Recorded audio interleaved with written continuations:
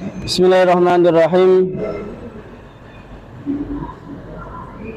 Alhamdulillahirabbil alamin wa sallallahu ala sayyidil mursalin sayyidina Muhammad wa ala alihi wa sahbihi ajmain, amma ba'du. Nah, untuk sekalian, kita sampai pada pembahasan hadis yang nomor 12. Berkata al-musannif dalam kitab ini, bismillahirrahmanirrahim, wa kana sallallahu alaihi wasallam yarkabu ma wujid marratan yarkabu farasan wa marratan ba'iran wa marratan himaran ila akhirih. Kita akan melanjutkan kajian kita tentang syama'il Nabi Muhammad sallallahu alaihi wasallam yang berhubungan tentang kisah kehidupan Rasulullah sallallahu alaihi wasallam yang mencakup kepribadian secara zahir beliau maupun kepribadian secara keakhlakan beliau, Nabi Muhammad sallallahu alaihi wasallam. Tujuan dari kita ngaji ini tidak lain tidak bukan agar kita lebih mengenal Nabi Muhammad sallallahu alaihi wasallam. Kalau kita lebih mengenal beliau, otomatis kita pasti lebih cinta pada beliau. Kalau sudah ada cinta di beliau, cinta pada beliau dalam hati kita, insya Allah menjadikan kita lebih semangat ketika kita meninggalkan keburukan, menjadikan kita lebih semangat dalam melakukan ketaatan. Karena apa? Tujuan kita ingin dekat sama Kanjeng Nabi. Kalau motivasinya cinta, enak kayak kalian PDKT sama seseorang, semua yang berhubungan tentang seseorang tersebut akan kalian pelajari, akan kalian cari tahu, dan apapun yang dia lakukan akan kalian tiru. Ketika kalian mengidolakan artis Korea, biasanya kalian lihat mereka pakai tas apa, kalian ingin beli kayak tas mereka. Laki-laki ketika dia ngefans sama penyanyi band atau ngefans sama pemain bola, akan ditiru semuanya, caranya ngomong, caranya main bola akan ditiru. Maka sama, tujuan kita lebih mengenal beliau agar kita lebih cinta sama beliau. Kalau kita sudah cinta sama beliau, kalian bisa enak, kalian bisa kalau pengen ninggalkan pacaran enak. Kenapa? Ingat sama Kanjeng Nabi. Mau dijak orang pacaran, saya nggak mau karena Kanjeng Nabi nggak suka. Ketika kalian diajak melakukan keburukan, kalian ingat Kanjeng Nabi tidak suka hal itu, akhirnya kalian gampang untuk melaksanakan ketaatan dan gampang untuk meninggalkan keburukan. Beliau wa kana sallallahu alaihi wasallam, wa kana sallallahu alaihi wasallam, dan baginda Nabi Muhammad sallallahu alaihi wasallam, yarkabu itu menaiki, yarkabu itu menaiki, ma kendaraan wujida yang ada. Yarkabu menaiki ma kendaraan wujida yang ada. Marratan terkadang yarkabu beliau menaiki farasan kuda. Marratan terkadang yarkabu beliau menaiki farasan kuda. Wa marratan dan terkadang ba'iran unta. Wa marratan dan terkadang himaran keledai. Wa marratan dan terkadang, nggak jelas sedikit tulisannya ya. Wa marratan dan terkadang baglatan, bigal. Kalian belum tahu, nanti tak jelaskan. Ada hewan bernama bagal atau bigal bahasa Indonesianya. Kalau bahasa Jawanya bigol, bahasa Arabnya bigol. Nanti Bapak jelaskan. Wa marratan dan terkadang yamshi beliau berjalan khafiyan tanpa penutup kepala, rojilan tanpa menaiki kendaraan, maksudnya berjalan kaki, bila ridain tanpa sorban, wala kolan suatin dan tanpa peci. Nabi Muhammad sallallahu alaihi wasallam itu beliau kemanapun itu tidak pernah memilih-milih kendaraan. Apapun yang beliau dapati, apapun yang ditawarkan pada beliau, beliau tidak pernah memilih kendaraan. Di zaman dulu, zamannya Rasulullah SAW, kita tahu nggak ada mobil, nggak ada sepeda, nggak ada sepeda motor. Tapi zaman tersebut ada kendaraan, dan kendaraan itu ada levelnya juga. kendaraan tertinggi, kalian dengar? Dengar ya? Kendaraan tertinggi, kalau zaman sekarang mobil, zaman dulu tertinggi itu adalah kuda. Orang naik kuda itu zaman sekarang seperti orang naik mobil, dan kuda macamnya banyak. Semakin bagus kudanya, semakin mewah kendaraan tersebut. Zaman sekarang mungkin ada Alphard, ada Ferrari, seterusnya. Zaman dulu sama. Kanjeng Nabi itu zaman Rasulullah SAW, kendaraan termulia adalah kuda. Terkadang Kanjeng Nabi suatu ketika pernah kalau punya lagi ada kuda, naiknya kuda. Umaratan Bairan, terkadang juga naik unta. Unta zaman sekarang seperti di bawahnya kuda, seperti mungkin sepeda motor. Umaratan Himaran, terkadang beliau naik keledai. Keledai itu kendaraan yang paling buruk.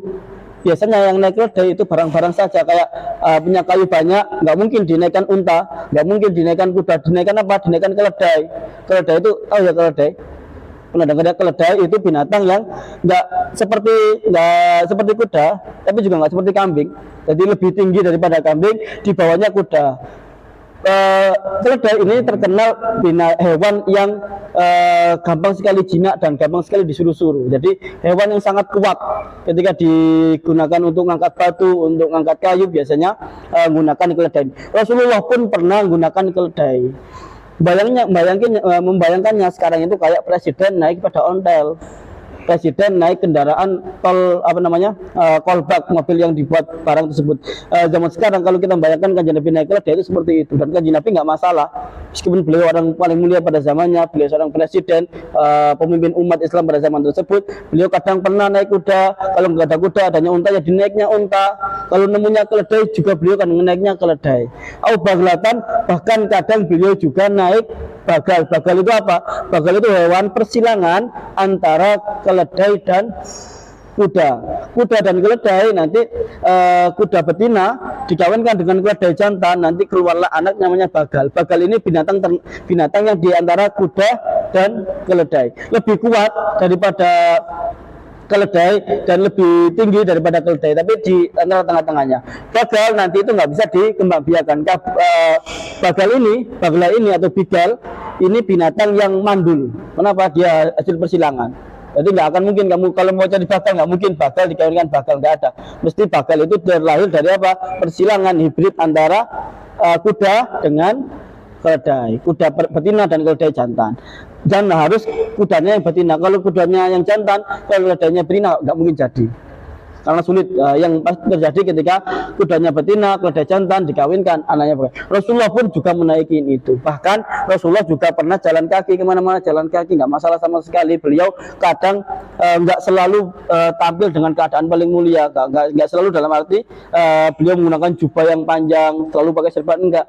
Bahkan beliau pernah jalan kaki nggak tanpa peci, jalan kaki tanpa serban, jalan kaki tanpa kendaraan. Beliau jalan kaki seperti orang biasa, hafian rojilan tanpa kendaraan. Dan itu menunjukkan bahwa Kanjeng Nabi ingin mengajarkan sehebat apapun seseorang tetap harus merasa dia bukan siapa-siapa. Kanjeng Nabi mengajarkan seperti itu, nggak ngerasa malu meskipun kalau beliau mengatakan saya ingin naik kuda, semua orang rebutan ngasih kuda. Kalau beliau bilang saya ingin naik unta, semua orang pasti rebutan ingin ngasihkan untanya ke beliau. Tapi beliau enggak, apapun yang beliau temukan di rumah beliau kenakan. Apapun yang ditawarkan beliau menggunakan kendaraan yang ditawarkan pada beliau. Bahkan beliau pernah berjalan kaki tanpa peci dan tanpa serban, beliau jalan biasa seperti orang biasa. Liyauda untuk mengunjungi al-mardo orang-orang yang sakit, fi aqsal madinati di ujung kota, di ujung kota. Bahkan beliau ketika berkunjung ke saudara-saudara beliau atau sahabat-sahabat beliau yang sakit, beliau berkunjungnya dalam keadaan pernah suatu ketika beliau hanya nggak menggunakan apa-apa, beliau jalan kaki biasa. Mengunjungi orang sakit itu ada etikanya. Rasulullah SAW mengajarkan ketika para sahabat melihat Rasulullah SAW berkunjung, para sahabat itu mencatat beberapa etika-etika ketika kalian berkunjung, ketika orang sakit, kalian sambang temanmu yang sakit, itu ada etikanya. Sebelum itu, sebisa mungkin kalau kalian ngerasa temanmu ada yang sakit, kalau bisa hari itu juga, jangan nunggu besok. Kalau kamu dengar temanmu sakit, katakan dia izin sakit, pertama yang kamu lakukan apa? Sebelum pulang kamu telepon dia, kamu tanya kamu sakit apa. Itu etika. Meskipun jangan sampai kehilangan kesempatan ketika kalian datengin orang sakit, ziarah orang sakit, itu melebihi pahala daripada kalian ziarah siapapun. Ketika kalian ziarah ke saudara dan seterusnya, menziarah orang sakit itu ada pahala yang nggak bisa didapatkan ketika kalian ziarah siapapun. Kalau bisa kalian periksa langsung ketika dapat kabar temanmu pagi ini nggak masuk, suruh langsung di SM, di WA atau di telepon, kamu sakit apa, butuh apa, kamu tanya-tanya dia sakit apa. Kalau dia besok belum masuk, langsung bisa, kalau bisa kalian kunjungi mereka. Dan ketika berkunjung orang sakit, itu Rasulullah SAW masih beberapa etika. Etikanya pertama, cari waktu yang tepat. Jangan kalian berkunjung di waktu yang tidak tepat. Sebisa mungkin kalian milih waktu sekiranya dia tidak sedang istirahat. Jangan tengah malam, jangan pagi-pagi banget dia baru bangun. Maksudnya kalian memilih waktu itu yang pantas, atau sekiranya jam besok ketika di rumah sakit. Kemudian nggak terlalu lama. Termasuk etika berkunjung orang sakit itu ayu khafifal julus, nggak terlalu lama. Beda kalau kalian ziarah ke orang soleh, kalau ziarah ke kiai, ziarah saudara kalian, disunahkan lama nggak masalah, duduk lama di sana nggak masalah. Tapi kalau orang sakit itu yang penting kalian datangnya, bukan lamanya. Termasuk etika berkunjung orang sakit itu nggak lama-lama duduk di sana, nggak usah nginep di rumah orang yang sakit, nggak usah, kecuali dia nggak ada temannya sama sekali, kamu jaga dia, merawat dia, nggak apa-apa kamu lama di sana. Tapi kalau statusmu berkunjung, jangan sampai duduknya lama, jangan sampai kalian istirahatnya di sana lama. Kemudian tidak memperbanyak pertanyaan dan omongan. Kita lebih mempersedikit pertanyaan. Termasuk etika ketika kalian sakit, ketika kalian berkunjung orang sakit, etikanya adalah tidak memperbanyak pertanyaan. Nggak usah banyak tanya, kalian tanya 1-2 pertanyaan, sekiranya jadikan kita menampakkan kita peduli sama mereka. Nggak usah ditanya detail ketika dia jatuh atau apa, nggak usah ditanya detail banget gimana rasanya dan seterusnya. Hal-hal yang jadikan dia teringat atau hal-hal yang nggak pantas ditanyakan, nggak usah ditanyakan. Kemudian menampakkan kepedulian. Ketika berkunjung, tampakkan kepedulian kita pada orang yang dikunjungi. Kemudian yang selanjutnya yaitu membesarkan hati dia. Ketika dia sakit, jangan ditakut-takuti. Jangan ketika temanmu sakit, dia sakit perut, kemudian kamu kunjung ke dia bilang, wala tetangga kemarin sakit perut, kemudian besoknya mati. Jangan bilang seperti itu, mulai dia takut. Jadi kamu boleh, Allah itu nggak masalah, gampang, itu cepat sembuhnya insya Allah. Kemudian kalian nggak usah khawatir, penyakit itu bisa membersihkan dosa-dosa kamu, ngangkat derajat kamu. Jadi diberi kalimat-kalimat yang bisa menjadikan dia semangat. Yang terakhir yaitu mendoakan dia. Etika nanti sebelum pulang, sebelum pamit, kalian doa ya, moga-moga kamu cepat sembuh, moga-moga ini bagian dari Allah membersihkan dosa-dosa kamu, semoga sakit ini sebagian dari Allah ingin mengangkat derajat kamu. Jadi terakhir dibarengi dengan doa-doa yang ikhlas untuk orang yang dikunjungi. Ini penting, meskipun sering terlupa, meskipun sering tidak kita amalkan, tapi sebisa mungkin yang paling pertama, ketika ada temanmu sakit, langsung kamu tampakkan, kamu sebisa mungkin jadi orang yang pertama ketika untuk berkunjung dia, menjadi orang yang pertama WA dia. Itu meskipun remeh, tapi itu pahalanya sangat besar, memasukkan kebahagiaan di hati mereka. Ketika dia sakit, sebisa mungkin kamu orang pertama yang WA, kamu sakit apa, sekarang lagi di mana, dan seterusnya. Kemudian kalau bisa menjadi orang yang pertama kali berkunjung di rumah dia. Jadi paham ya? Ini saya sering dapetin di sekolah ini, saya sering tanya ketika temannya sakit, saya tanya 1-2 belum dikunjungi, 2-3 hari sudah sakit, saya tanya nggak tahu belum dikunjungi atau apapun ya, sering sekali saya lihat loh, saya kaget. Dan ini seharusnya budaya ini nggak ada di sini. Kalian di sini belajar bareng di di kelas yang bareng, di sekolah yang bareng, punya guru yang sama. Maksudnya kalian mereka itu punya hak untuk kalian kunjungi, mereka punya hak untuk mendapatkan perhatian dari kalian. Sebisa mungkin jangan lihat orangnya siapa. Kalau kamu tahu temanmu sekelas sakit atau kenalanmu meskipun nggak sekelas dia sakit, kamu sebisa mungkin jadi orang pertama yang tanya. Nggak usah apa ya, nggak usah minder, nggak usah takut diciri aja, nggak masalah. Kalian assalamualaikum, gimana kabarnya, katanya kamu sakit apa. Kayaknya remeh tapi itu bisa menjadikan pahala yang sangat besar banget pahalanya. Ketika bayangkan kalian sakit di WA sama temen kan seneng, kalian merasa diperhatikan sama dia, kemudian dia menjadi orang yang pertama kali berkunjung, itu pahalanya sangat besar, melebihi kalian berkunjung ke orang-orang soleh. Ya meskipun pahalanya sangat besar, tapi berkunjung pada orang sakit itu memiliki pahala yang lebih besar lagi. Apa? Jadi paham ya? Sebisa mungkin kalian jadi anak remas berbeda dengan orang yang lain. Orang yang lain mungkin gak WA, kalian tampakkan, saya anak remas, saya orang yang dekat sama masjid, saya tiap hari ngaji, jadi orang yang beda. Kalau temanmu sakit, orang yang pertama WA, assalamualaikum, gimana kabarnya, kamu sakit apa? Gitu aja, cuma sederhana kalimatnya. Kemudian kalau kamu yang menginisiatif teman-teman yang ngajak mereka untuk segera berkunjung ke rumah orang tersebut. Di kami dulu ketika di pesantren, ketika ada anak sakit, itu bukan teman Pak yang datang ke kamar, guru-guru kita, ustadz itu berkunjung ke kamar. Padahal kita murid biasa ya, bukan siapa-siapa. Kiai-kiai kita datang ke, kiai-kiai kita ngajarin.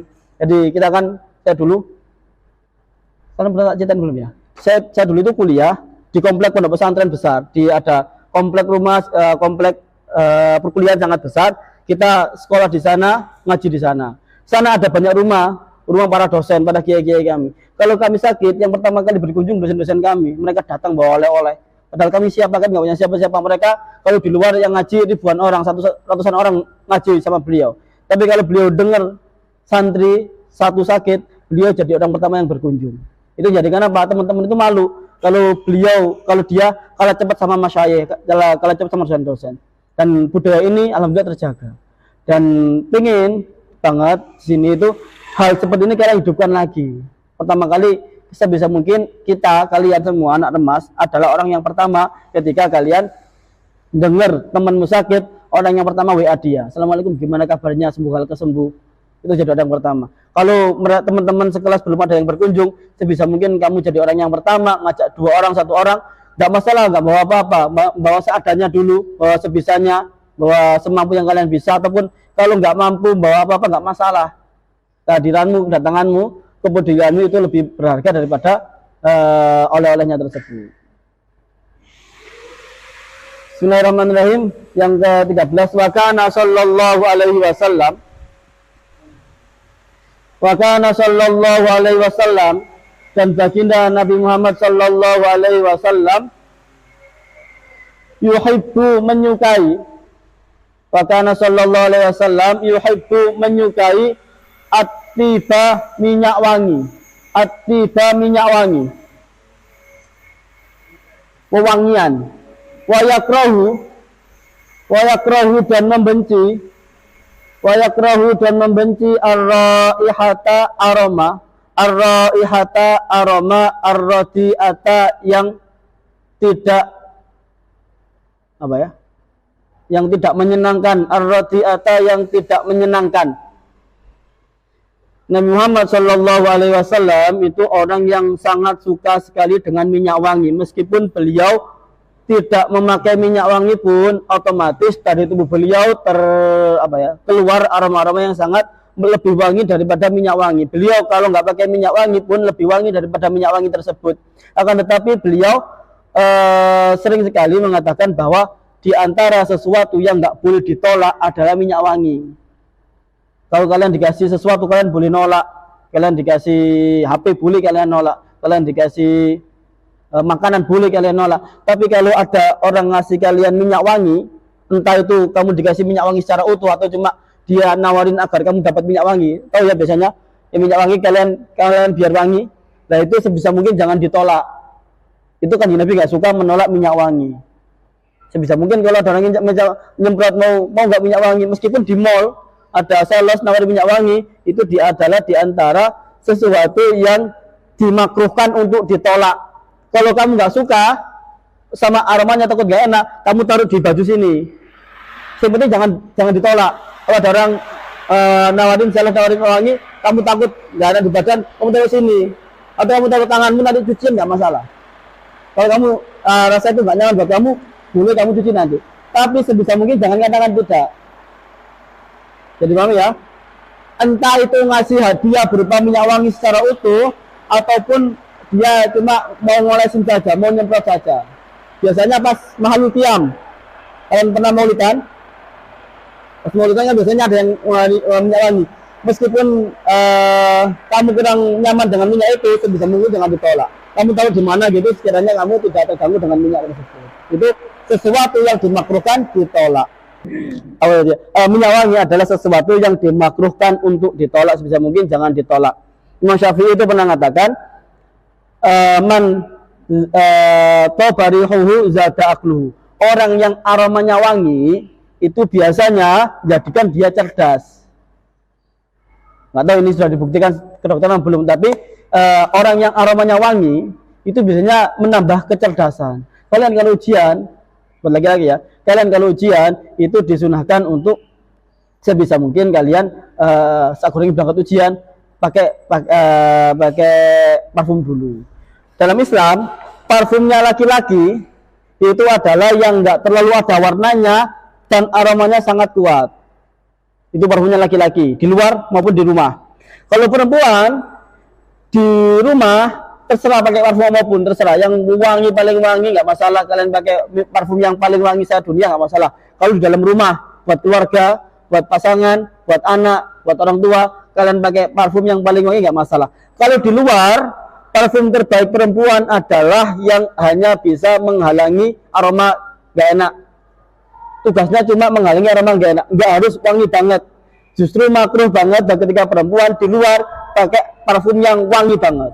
Boleh pakai parfum, tapi sebisa mungkin jangan yang sangat menyengat. Jangan yang ketika orang kamu lewat semuanya semuanya mencium aroma tersebut.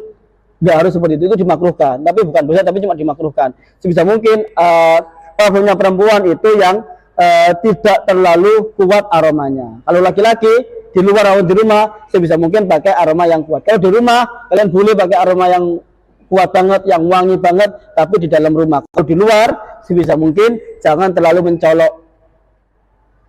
Dari segi pakaian, dari segi cara ngomong, dari segi parfum, semuanya Islam itu selalu menjaga perempuan. Jangan sampai kalian terlalu mencolok di luar. Saya berkali-kali cerita, soalnya laki-laki sama perempuan itu berbeda. Laki-laki lihat perempuan itu berbeda sama perempuan lihat laki-laki. Laki-laki lihat perempuan itu semua perempuan itu kalau dia di luar, kalau ada laki-laki deketin dia, perempuan itu harus menganggap bahwa dirinya sedang hendak dimangsa sama laki-laki tersebut. Harus seperti itu. Harus kalian berjaga-jaga ketika ada laki-laki yang ingin dekat sama kalian. Kalian harus berjaga-jaga, harus berhati-hati, harus selalu waspada. Karena laki-laki lihat perempuan itu beda. Kalian mungkin perempuan lihat laki-laki jarang sekali yang pertama kali dilihat fisiknya. Mungkin dilihat sopannya, lucu dia, perhatian dia dan seterusnya.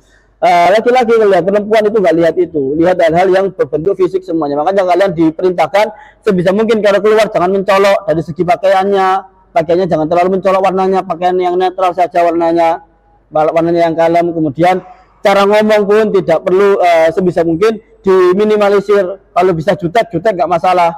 Itu lebih utama buat kalian. Aroma seperti itu, aroma perempuan sebisa mungkin jangan pakai pakaian aromanya yang terlalu menyengat.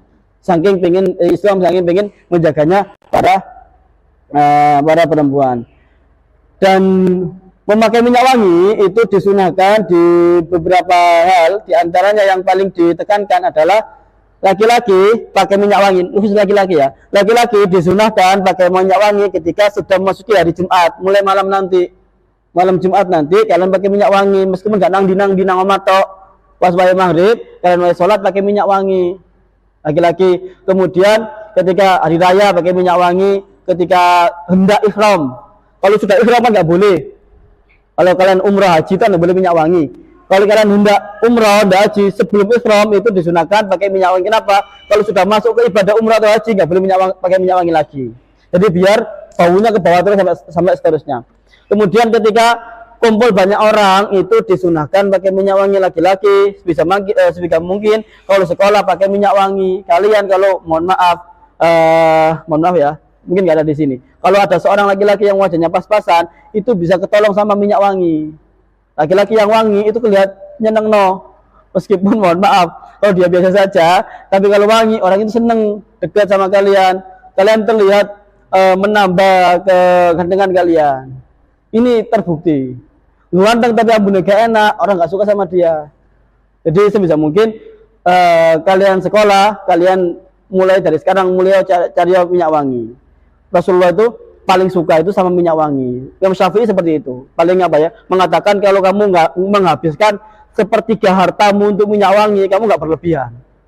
Saking banyaknya sekali manfaat. Kalau kumpul-kumpul, kalau sekolah, kalau ada acara, sebisa mungkin kalian minyak wangi. Tapi minyak wangi yang sekiranya jangan terlalu jangan kamu minyak wangi yang kemungkinan besar orang banyak nggak suka. Ya kamu pakai minyak wangi yang normal saja, yang banyak orang yang memakai, yang segar, yang pantas untuk digunakan. Jangan sampai kalian sekolah kemudian pakai minyak wangi orang zaman dulu, kiai-kiai zaman dulu yang ada yang menyengat, itu nggak pas. Kalian harus menyesuaikan. Sekiranya minyak wangi ini pas buat anak muda.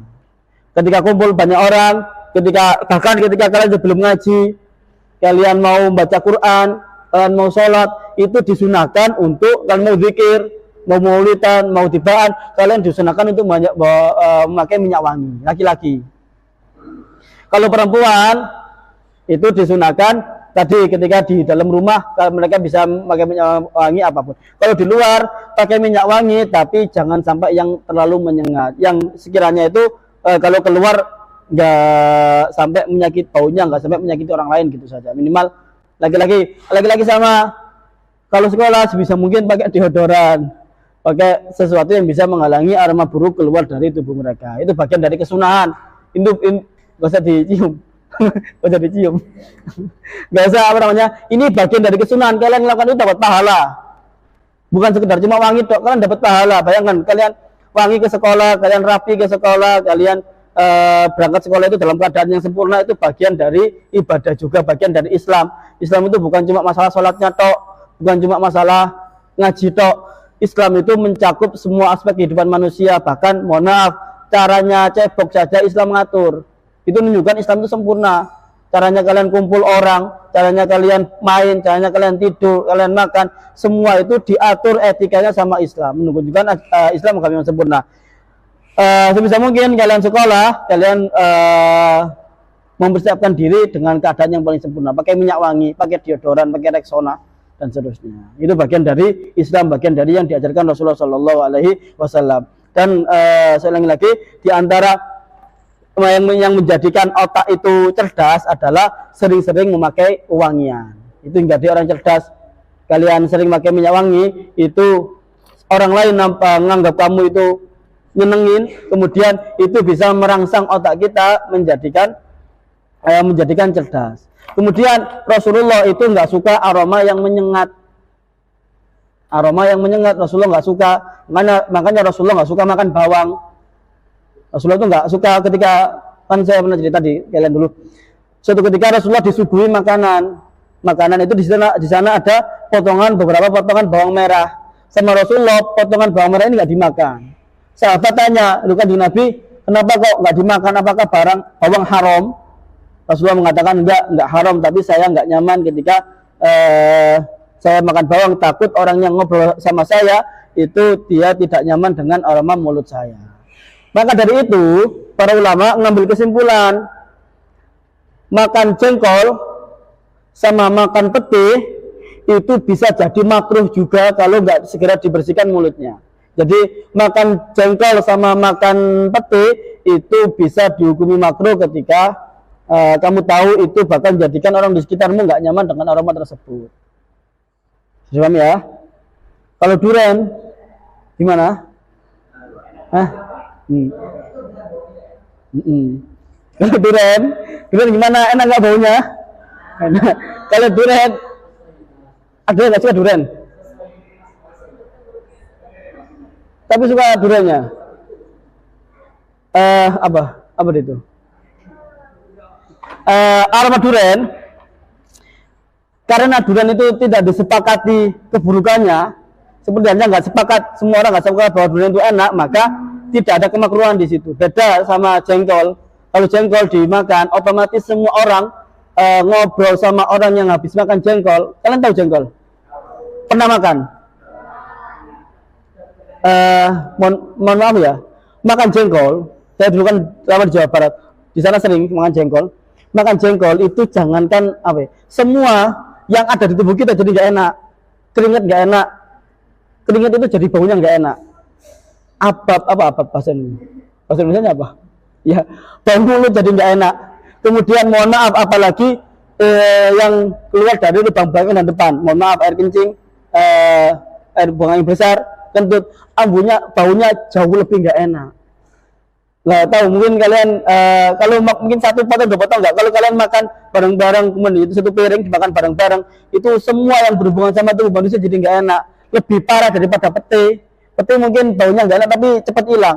Kalau jengkol itu lama, maka meskipun enak, jengkol itu makanya dimakan hukumnya makruh. Kalau durian kan sebagian orang suka banget, sebagian nggak suka banget, maka dilihat dulu, nggak hukumnya nggak makruh, kecuali kalian tahu yang suka durian di rumah cuma kamu tahu serumah nggak ada yang suka durian, maka hukumnya bagi kamu nggak usah makan durian di rumah, makanya di luar saja. Jadi biar menjaga perasaan orang yang ada di rumah itu. Jadi Rasulullah itu paling tidak suka dengan aroma yang nggak enak, aroma apapun itu nggak enak, ketika aroma manusia, makanan dan seterusnya yang itu mengandung aroma yang berlebihan, Rasulullah Shallallahu Alaihi Wasallam nggak suka aroma tersebut. Bahkan ketika para sahabat tahu bahwa Rasulullah Shallallahu Alaihi Wasallam nggak pernah tidak makan bawang lagi, seluruh orang Madinah, hampir dari seluruh orang Madinah itu nggak mau makan bawang lagi. Kenapa? Apakah haram? Enggak. Apakah mereka nggak suka? Semua suka bawang, tapi mereka tahu bahwa orang yang paling mereka sayangi, orang yang paling mereka cintai, orang yang paling mereka kagumi, Nabi Muhammad Shallallahu Alaihi Wasallam nggak makan bawang lagi. Akhirnya sebagai bentuk cinta itu mereka nggak makan bawang lagi.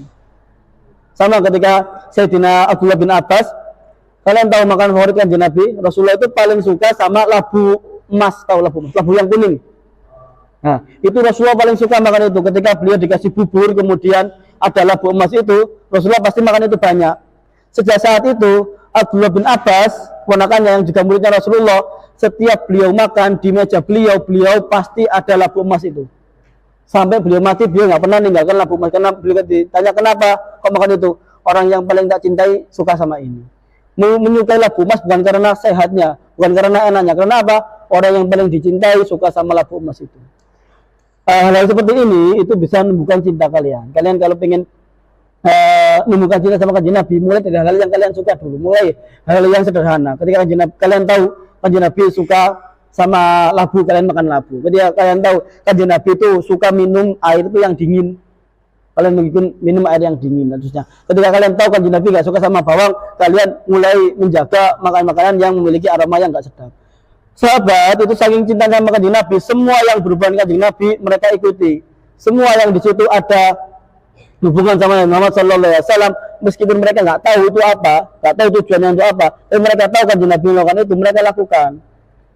Sering sekali Abdullah bin Umar, tahu ya Umar bin Khattab, punya putra nama Abdullah. Abdullah ini kalau beliau datang dari Madinah pergi ke Mekah, beliau akan berhenti di salah satu tanah lapang, di sana ada lapangan, di sana ada kebun. Abdullah bin Umar akan datang ke salah satu pohon, dia akan keliling di situ 3 kali. Kemudian beliau duduk. Habis itu baru lanjutkan perjalanan. Para sahabat tanya, ngapain jenengan gitu? Nggak tahu, tapi saya pernah kanjeng Nabi lihat kanjeng Nabi melakukan ini. Kamu melakukan untuk apa? Saya nggak tahu. Saya cuma tahu kanjeng Nabi melakukan ini. Orang yang paling tak cintai melakukan ini, saya ikutin ini. Para sahabat saking cintanya itu sampai seperti itu. Dan kita belajar seperti ini tujuannya nggak lain cuma itu. Kita belajar tentang kanjeng Nabi suka wangian, kanjeng Nabi caranya seterusnya, tidak lain tidak bukan tujuannya biar rasa cinta ini bakal tumbuh semakin besar, cinta kepada Rasulullah SAW semakin besar. Kalau itu tumbuh enak, kita ngelakoni sunnah gampang, tahajud jadi enteng, meninggalkan kemaksiatan jadi enteng ketika di hati kita ada cinta sama kanjeng Nabi. Gimana menunjukkan cinta? Caranya cuma satu, semakin kenal, nggak ada cara yang lain. Kita semakin kenal beliau, kita bayangkan kanjeng Nabi semulia itu sejak tawadhu. Kanjeng Nabi suka wangian, kanjeng Nabi benci aroma yang enggak enak. Hal seperti ini meskipun kecil-kecil kalau kita kumpulkan di hati kita, di pemikiran kita, di pengetahuan kita, jadikan kita lebih kenal sama Nabi Muhammad SAW. Kalau kenal, otomatis semakin cinta. Tujuannya cuma itu tok, nggak lain, nggak lebih. Kita supaya lebih menjadi pribadi yang lebih cinta sama baginda Nabi Muhammad SAW. Fakana sallallahu alaihi wasallam, wallahu a'lam bishawab. Ada pertanyaan? Mau tanya silakan.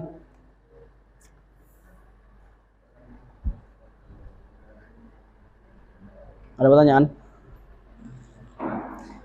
Apa, Ren?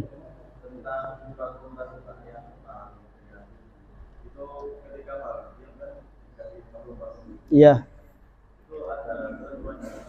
Ketentuannya dalam arti sunnah atau tidak? Kesunahannya apa, caranya apa, minyaknya?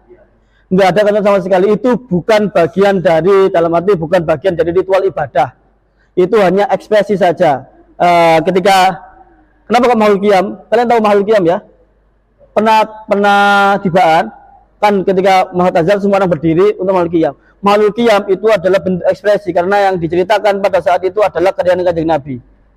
Ekspresi gembira seseorang biasanya itu berdiri. Bayangkan kalian nonton bola, kemudian gol, semua orang berdiri. Sama ekspresi seperti itu. Ketika kanjeng Nabi lahir, kanjeng Nabi datang, kita berdiri. Kita bayangkan ketika mahal qiyam itu, kita bayangkan kanjeng Nabi datang, kanjeng Nabi lahir, semua orang berdiri bersolawatan menyambut beliau. Itu sebagai bentuk ekspresi. Di antara bentuk ekspresi tersebut, orang-orang itu membagikan wewangian biar semakin ingat sama kanjeng Nabi. Karena semua umat Islam tahu kanjeng Nabi manusia paling wangi. Kanjeng Nabi adalah orang yang paling suka dengan wewangian. Ketika kita memakai wangian itu merangsang tubuh kita semakin membayangkan kanjeng Nabi. Oh kanjeng Nabi saking wangi, oh kanjeng Nabi seperti ini aromanya.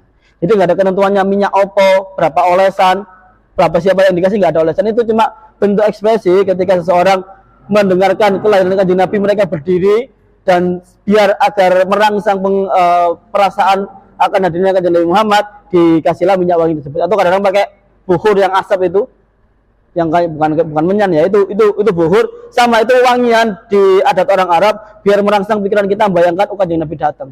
Sama hal qiyam itu kemungkinan besar kanjeng Nabi datang meskipun kita nggak bisa lihat, nggak bisa dengarkan suara beliau, tapi kemungkinan kanjeng Nabi datang di situ melihat sopwai sing kangen sama kanjeng Nabi, siapa saja yang hatinya membayangkan kanjeng Nabi ketika mahul qiyam tersebut. Makanya jangan guyon ketika mahul qiyam, itu bagian paling sakral dalam Islam.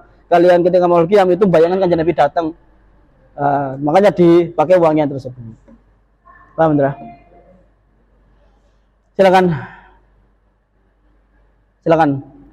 Talita Aura.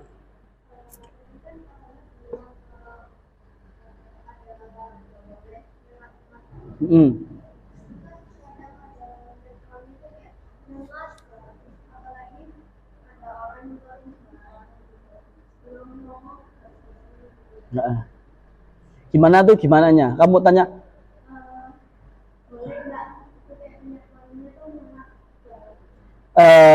Menyengat banget ketika itu. Sebenarnya itu nggak ada patokannya ya. Dalam arti ini kan kembali ke selera. Tapi kalau kita mengetahui minyak ini lebih banyak yang nggak suka, jadi sama daripada sama yang suka, kayak minyak nyong-nyong, tahu minyak nyong-nyong? Itu ada 1-2 orang suka, tapi lebih banyak orang yang nggak suka. Itu kayak seperti itu seharusnya nggak disebarkan sama orang lain. Dan kalian kalau tahu itu bukan dari apa ya? Kamu tanyanya boleh nggak nolak apa tanyanya? Enggak, ketika kalian bayangkan itu aromanya banyak yang nggak suka, pasti nggak disukai. Aroma-aroma yang sebenarnya kita ada apa ya, barometer umum lah. Sekiranya itu wangi dan menyenangkan buat semua orang, seperti itu kanjeng Nabi. Ada batasan-batasan, ada minyak wangi kayak seperti misik putih dan seterusnya, itu minyak wangi yang insya Allah disukai sama kanjeng Nabi. Kita nggak tahu seperti apa, dalam arti kita nggak bisa menentukan ini disukai ini nggak disukai. Selama itu yang suka lebih banyak, mayoritas semua orang suka, itu insya Allah disukai sama kanjeng Nabi. Kalau ada 1-2 yang nggak suka itu nggak masalah. Yang jadi masalah itu minyak yang lebih banyak orang yang nggak menyukai daripada yang menyukai, maka itu bukan bagian dari minyak yang kita bahas, itu bagian aroma yang nggak disukai Rasulullah Shallallahu Alaihi Wasallam. Kayak apa ya? Kayak bau bawang dan seterusnya seperti itu. Sudah? Pertanyaan kita tutup dengan doa. Silakan Salwa.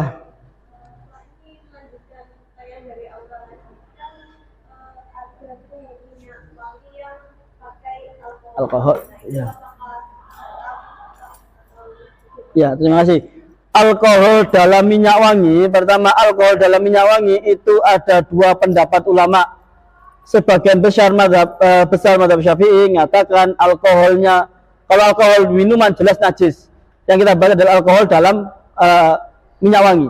Ada yang mengatakan itu berbeda dengan alkohol yang ada di minuman. Jadi beda, itu alkohol cuma pengurai saja biar minyak wangi ketika ditambahi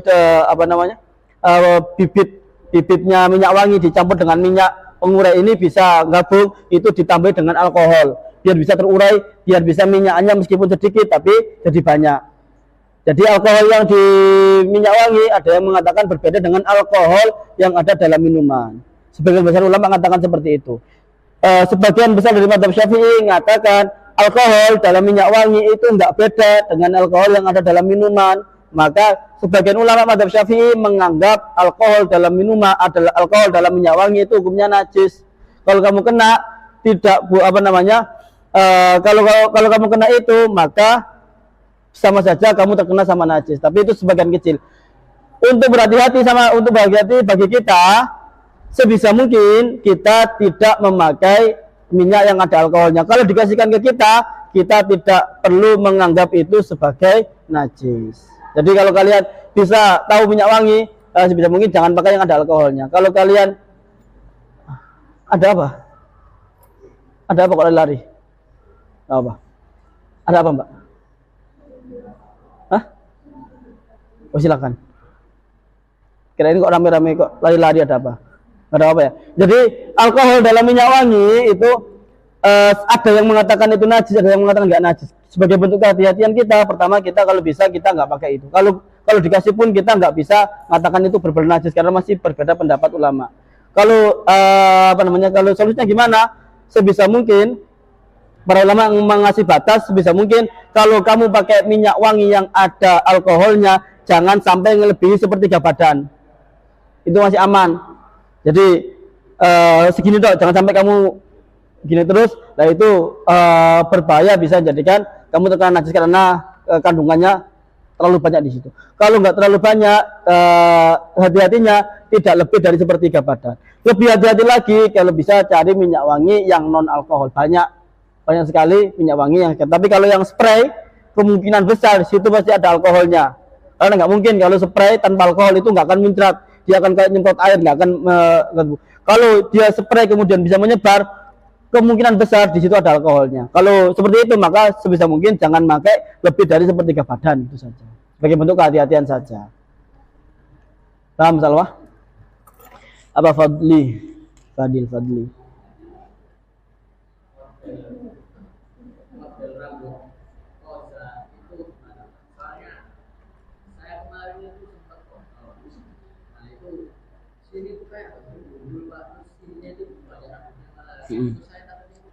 Ya, perhatikan koza, dengan kalimat koza Rasulullah SAW melarang potongan koza. Potongan koza itu apa? Potongan yang separuhnya ada dan separuhnya nggak ada.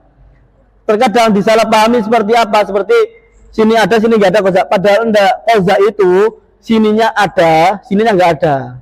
Nggak ada yang melakukan itu kecuali orang yang nggak jelas, kecuali orang yang mohon maaf, dia jadi saja. Kalau orang normal, kalau yang nggak ada cuma sini itu sama belakang, itu bukan koza. Bukan koza. Koza itu separuh ada, separuh nggak ada. Itu yang didahulukan para ulama. Adapun apa yang namanya ya? Bukan garis, apa namanya? Ya kayak moha atau skin itu bukan bagian dari koza. Koza itu separuh, ada yang mengatakan koza itu separuh sini nggak ada, dan intinya nggak ada orang potong koza di dunia. Jadi orang nggak jelas, benar-benar nggak jelas. Ngapain dia sini bersih, sini bersih, bukan tipis ya, bersih, gundul, botak, nggak ada rambut sama sekali. Kemudian sininya masih banyak rambutnya, masih ada rambutnya. Itu namanya koza.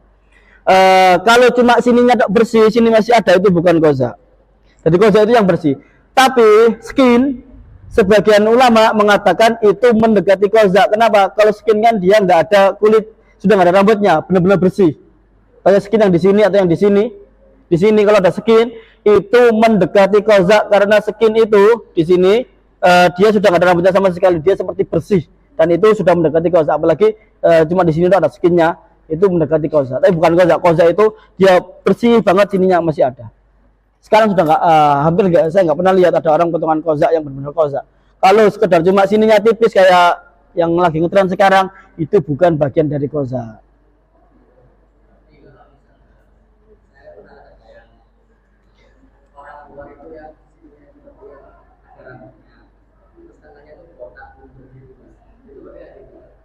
Hah? Koza itu ya? Iya, tengahnya kenapa?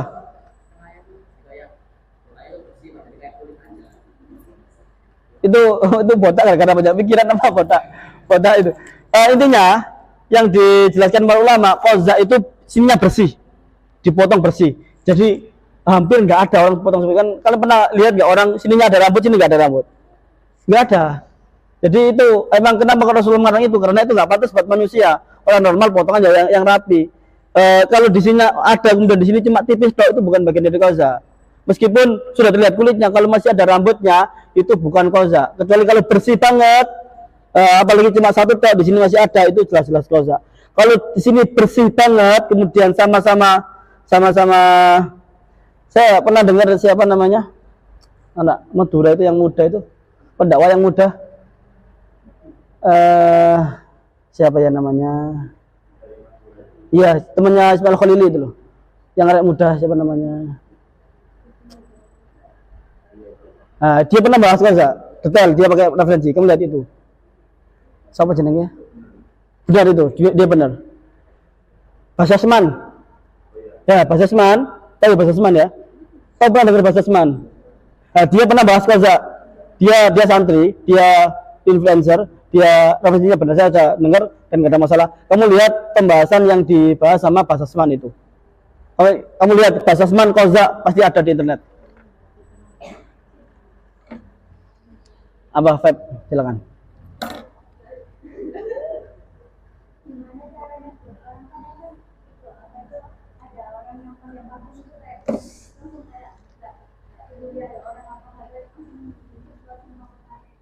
Terus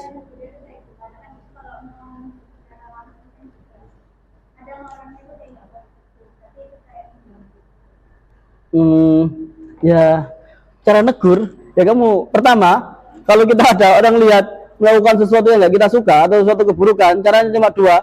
Kamu tegur dia, maaf, jangan seperti itu. Oh dia nggak mau, ya tinggal kita jaga jarak sama mereka. Karena kita nggak bisa ngatur orang, kita nggak mungkin ngatur orang seperti itu. Kita cuma bisa,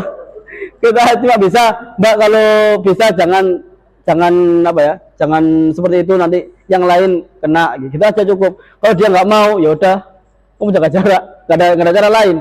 Kita nggak bisa ngatur orang lain. Yang lebih sulit itu apa? Ngingetin teman yang baunya nggak enak. Itu lebih sulit daripada itu kan nggak terlalu menyakiti ya. Yang lebih menyakiti itu kita menegur orang yang aromanya nggak enak. Saya sampai sekarang nggak bingung gimana negur orang seperti itu. Itu lebih sulit dan potensi menyakiti hati sangat besar sekali. Ya kita mungkin ngasih dia parfum.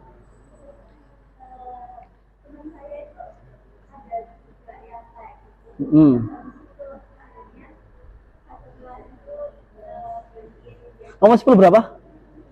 Ya, terus benar. Terus ya.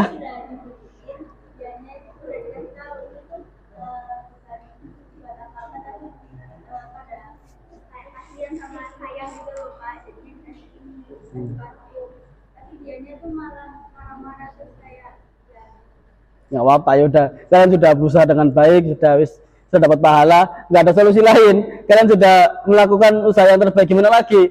Mau nyemprot dia marah, ngasih hadiah juga marah. Kalian kemungkinan ya, Ya, kalau kita nasihatin orang, kemudian orangnya itu nggak nerima, itu kemungkinan besar masalahnya di diri kita biasanya.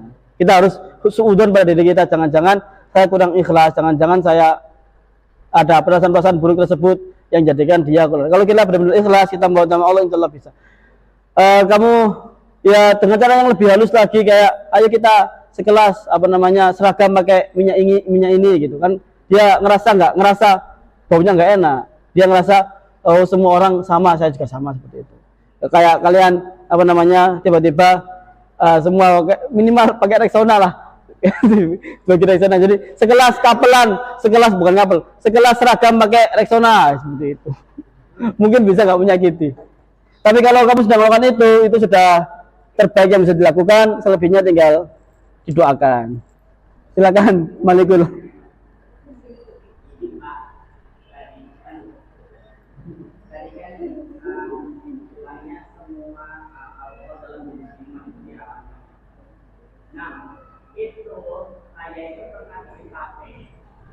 Gimana? Kenapa?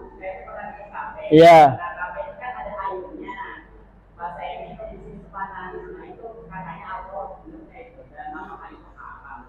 Perhatikan, tape ataupun apa lagi ya, tua atau legen, ketika dia ditaruh di wadah, difermentasikan, dalam arti kemungkinan biasanya malah harus dicampuri dengan sesuatu. Kalau nggak dicampurin sesuatu, jadi tape ataupun legen itu ditaruh di wadah yang tertutup, dikasih seperti ragi gitu, nanti dia bisa jadi tua. Kalau tape kemudian dia keluar cairannya, kemungkinan besar itu bukan alkohol, dia tidak memabukkan, dia mungkin memang dia bahan fermentasi, ya pasti panas, nggak masalah, bukan alkohol. Kecuali itu tapenya habis bawa simpan 2 hari di ruangan tertutup, di toples yang tertutup tanpa terbuka sama sekali, kemudian kamu buka, aromanya menyengat, itu kemungkinan dia jadi tua. Dan itu caranya kalau seperti itu gimana? Kamu simpan lagi, lama nanti dia akan warnanya menjadi putih banget, menjadi bening, itu dia jadi cuka, jadi halal lagi. Air tape itu bukan alkohol, itu enggak. Kecuali kamu tutup nanti jadi alkohol, jadi tua, jadi alkohol, enggak masalah sama sekali. Jadi yang memabukkan dalam Islam itu bukan memabukkan cuma sekedar geliyung ya. Kayak kalian kalau makan tape banyak kan pasti geliyung, itu bukan mabuk. Kalian makan durian 10 pasti kalian geliyung, pasti kalian kayak gini. Itu bukan mabuk, itu mual. Beda, itu mabuk yang nggak menghilangkan akal, itu cuma mabuk yang isinya cuma mual toh. Kayak kamu naik mobil di situ ada setelan jeruk banyak, kalian mual, sama kayak gitu. Itu nggak memabukkan, nggak kamu jadikan kamu minum alkohol, itu mual saja. Yang memabukkan, yang diharapkan adalah mabuk yang jadikan otak kita nggak bisa berpikir jernih, jalan sempoyongan, kemudian ditanyain dia melakukan sesuatu yang nggak jelas, gerakan-gerakan nggak jelas, omongan nggak jelas, itu mabuk yang diharamkan. Bukan cuma sekedar mabuk yang geliyung saja. Kalau kamu banyak makan durian pasti geliyung, itu bukan mabuk, itu nggak haram. Jadi paham ya? Jadi dibedakan antara mabuk itu dan mabuk yang itu. Silakan ada pertanyaan, sudah jam 5. Saya foto dikit buat yang megang akun itu siapa? Yang megang akun Temas itu siapa? Siapa? Alif. Oh, Alif yang 11 ya, saya tahu. Yang foto-foto itu kan ya? Biasanya. Pertanyaan silakan. Oh, lagi. Silakan. Silakan mau tanya. Boleh, silakan.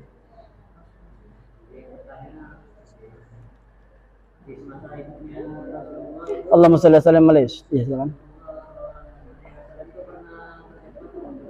Berapa? Berdebat. Ya. Rasulullah SAW apakah pernah berdebat atau tidak? Rasulullah pernah berdebat banyak sekali, secara catatan-catatan yang menjelaskan beliau berdebat, tapi debat itu ketika tujuannya nggak jelas, debat itu bukan sesuatu yang mulia dalam Islam. Pertama itu jadi catatan, Islam itu nggak suka orang yang suka debat. Debat diperbolehkan dengan catatan, banyak sekali catatannya. Pertama harus ada etikanya. Etika berdebat itu panjang sekali tentang Itu berdebat. Terus diantaranya perdebatan itu diperbolehkan ketika pihak yang diajak berdebat itu ada keinginan, ada kemungkinan dia ingin mencari kebenaran. Itu boleh berdebat. Kalau kamu berdebat tahu orang dia itu nggak cari kebenaran, cuma cari sensasi, dia cuma pengen ngalahin kamu, dia cuma pengen debat-debat saja, sebisa mungkin kita jaga jarak seperti itu. Jadi kita nggak berdebat sama mereka. Kalau tujuannya benar-benar untuk nyari kebenaran, basul masail, atau dia nggak tahu, kemudian dia nolaknya itu bukan karena kesombongan, tapi karena mencari kebenaran, debat itu diperbolehkan. Dan Kanjeng Nabi sering pernah mendebat beberapa orang kafir Quraisy, pernah mendebat sebagian sahabat. Bayangkan ada orang datang Kanjeng Nabi, saya mau masuk Islam, tapi izinkan saya berzina. Diajak debat sama Kanjeng Nabi, secara nggak keras, cuma ngobrol, kamu mau zina? Setuju? Kalau kira-kira kamu marah nggak ketika ibumu dizina orang lain? Jangan marah Kanjeng Nabi. Terus sampai debat akhirnya dia benci sama zina tersebut. Pernah Kanjeng Nabi zina, tapi catatan yang pertama, debat yang pertama itu harus pakai adab. Kemudian yang kedua harus ada kemungkinan bahwa orang yang diajak debat ini ada keinginan untuk mencari kebenaran. Kalau kamu tahu dia nggak mau cari kebenaran, nggak usah debat. Eman tenaga, eman pikiran, kamu bilang iya kamu benar gitu saja. Ada satu orang namanya Abu Usman, pernah ditanyain sama orang, dia tuh Abu Usman ini orang yang nggak pernah punya masalah, dia senyum, senang terus, hidupnya nyantai. Temennya tanya, Abu Usman, kenapa kamu uripnya tenang, kamu kayak nggak punya masalah? Abu Usman jawab, gampang, kalau kamu pengen hidupmu tenang, caranya cuma satu. Kalau ada orang debat kamu, tinggal kamu bilang, iya kamu benar, saya salah. Terus orang temennya nggak terima, lu nggak bisa Abu Usman, masa kamu gini. Abu Usman jawab, ya udah kamu benar, saya salah. Kalau kamu kamu hidupnya udah tenang, kamu tinggal kalau dalam debat, ya udah kamu benar, saya salah. Nggak masalah, nggak jadikan kamu lihat bodoh, nggak jadikan kamu malah memiliki hidup yang tenang. Orang bilang gini nggak jelas. Kalau kamu tahu dia nggak ada keinginan untuk mendapatkan kebenaran, dia cuma pengen debat, kamu tinggal bilang, kayaknya kamu yang benar, saya yang salah. Kamu tinggalkan dia. Apa Fahri? Mungkin di luar tema. Jadi sebelumnya itu saya ingin bahwa kita melakukan jual beli online atau yang kita sebutkan COD itu haramkan.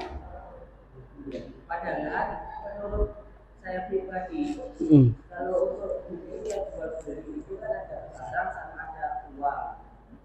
Ada akad juga ya. Apakah COD itu betul-betul haram karena adanya pihak yang lain ataukah mungkin bisa jasa sebelumnya? Ya. Terima kasih. COD, apa hukum COD? Cash on delivery. Beli pembawa COD. Kalau sistemnya barangnya jelas, dalam arti kamu tahu barangnya, spesifikasinya kamu tahu apa yang dijual, apa yang kamu beli di sana, kamu tahu harganya jelas, semuanya terlihat jelas tanpa ada penipuan di sana, COD itu halal-halal saja. Yang jadi masalah ketika COD, kamu cuma lihat info di TikTok, nggak tahu kualitas barangnya, nggak tahu bahwa jangan-jangan mereka itu tipuan dan seterusnya, kamu nggak cross check dulu kualifikasi penjualnya itu benar apa enggak, dia penipu apa enggak, maka itu bisa jadi haram, bukan karena COD-nya, tapi karena ketidakjelasan barang yang dibeli. Di situ bukan di prosesnya semuanya halal, nggak masalah, karena ada penjual, ada pembeli, ada akad, ada harga, masalah. Yang jadi masalah COD jadi haram kenapa? Karena itu bisa jadi oknum untuk penipuan ketika pembeli nggak pintar untuk meng-cross-check penjualnya, nggak lihat reviewnya dulu, nggak lihat banyak hal, jadikan dia membeli dalam karung, akhirnya membeli barang yang nggak jelas, haramnya di situ. Kalau kamu tahu dia COD sudah biasa, sudah sering COD di situ, atau pernah lihat orang COD di situ dan nggak ditipu, ya nggak masalah. Jadi masalahkan ketika COD barang sesuatu yang nggak jelas, sering terjadi penipuan di TikTok, itu lebih berbahaya daripada yang di Shopee dan yang jenisnya.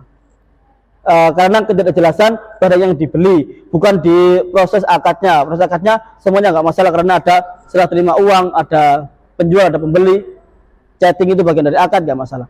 Cuma kalau kamu tahu di situ biasanya kan ada flash sale, harga jual sandal harganya 3.000, terusnya bayar di sana COD.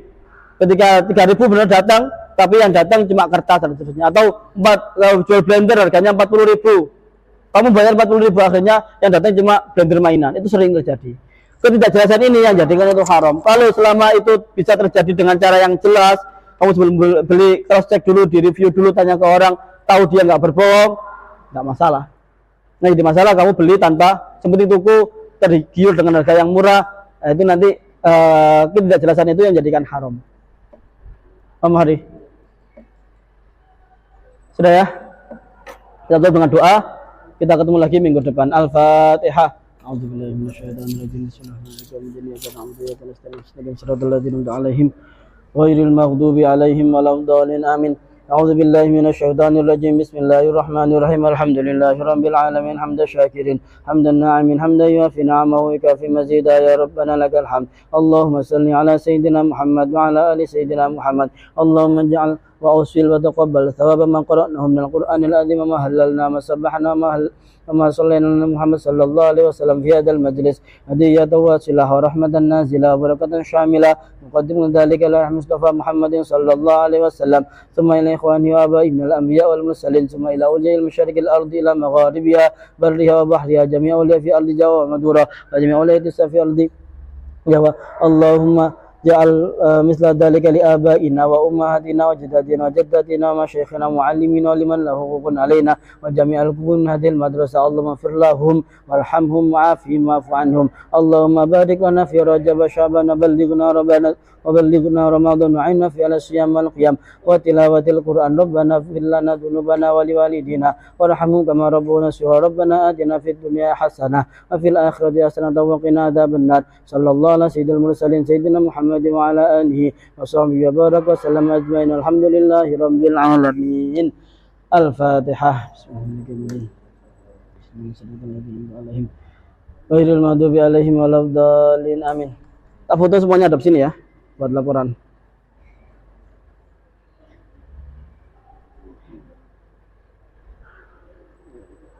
Buat laporan ke Ibu kok lama. Terima kasih banyak. Semoga yang Bapak sampaikan bermanfaat bagi kalian semua, bagi Bapak juga menjadi pertemuan. Semoga pertemuan ini menjadi bentuk kita mendekatkan diri pada Allah dan mengenalkan kita lebih dekat lagi pada baginda Muhammad sallallahu alaihi wasallam. Terima kasih banyak. Assalamualaikum warahmatullahi wabarakatuh.